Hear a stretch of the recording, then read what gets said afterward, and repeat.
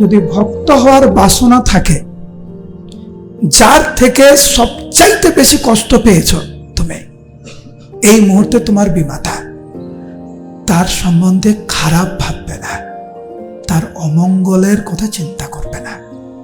এটা কেবল ভক্তদের পক্ষেই সম্ভব। যিনি আমাকে আঘাত দিচ্ছেন, যিনি আমাকে কষ্ট দিচ্ছেন, তার প্রতি খারাপ মনোভাব পোষণ না করা।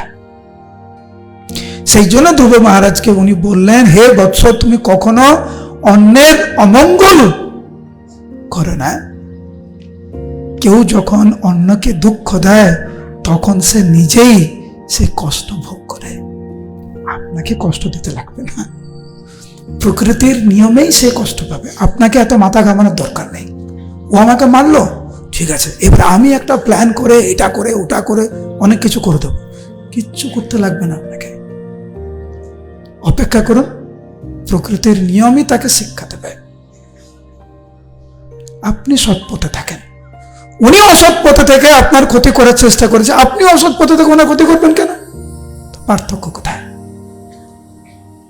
এইটা কিন্তু ধ্রুব মহারাজের মা, ছোট্ট বালক যে অঝরে ক্রন্দন করছে, তাকে এই শিক্ষা দিয়েছে।